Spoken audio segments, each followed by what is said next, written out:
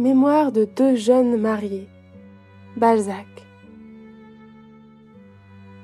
Chapitre 17. De la même à la même. 2 avril. Hier, le temps était superbe.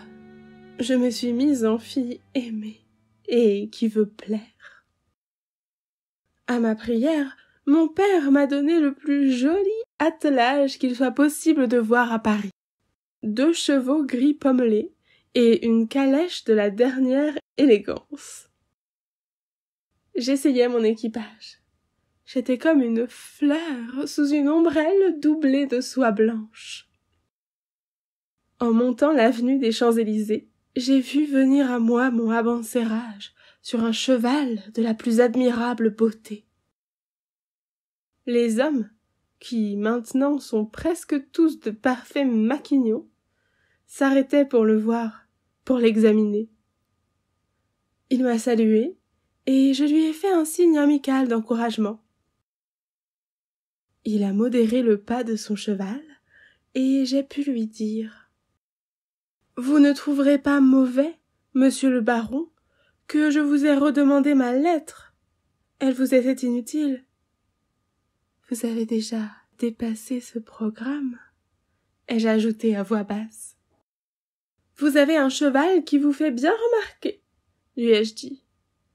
Mon intendant de Sardaigne me l'a envoyé par orgueil, car ce cheval de race arabe est né dans mes mâchis. Ce matin, ma chère, Hénarès était sur un cheval anglais alezan, encore très beau, mais qui n'excitait plus l'attention. Le peu de critique moqueuse de mes paroles avait suffi.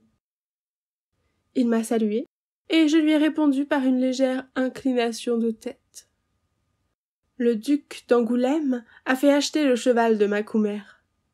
Mon esclave a compris qu'il sortait de la simplicité voulue en attirant sur lui l'attention des badauds. Un homme doit être remarqué pour lui-même, et non pas pour son cheval, ou pour des choses. Avoir un trop beau cheval me semble aussi ridicule que d'avoir un gros diamant à sa chemise. J'ai été ravie de le prendre en faute, et peut-être y avait-il dans son fait un peu d'amour-propre, permis à un pauvre proscrit. Cet enfantillage me plaît. Ah, ma vieille raisonneuse, jouis-tu de mes amours autant que je me suis attristée de ta sombre philosophie?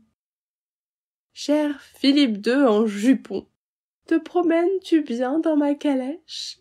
Vois-tu ce regard de velours, humble et plein, fier de son servage, que me lance en passant cet homme vraiment grand, qui porte ma livrée et qui a toujours à sa boutonnière un camélia rouge, tandis que j'en ai toujours un blanc à la main. Quelle clarté jette l'amour! Combien je comprends Paris! Maintenant, tout m'y semble spirituel. Oui, l'amour y est plus joli, plus grand, plus charmant que partout ailleurs. Décidément, j'ai reconnu que jamais je ne pourrais tourmenter, inquiéter un sot, ni avoir le moindre empire sur lui. Il n'y a que les hommes supérieurs qui nous comprennent bien et sur lesquels nous puissions agir. Oh, pauvre ami, pardon, j'oubliais notre l'estorade. Mais ne m'as-tu pas dit que tu allais en faire un génie? Je devine pourquoi.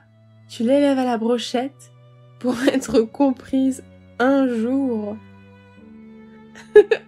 Adieu, je suis un peu folle et ne veux pas continuer.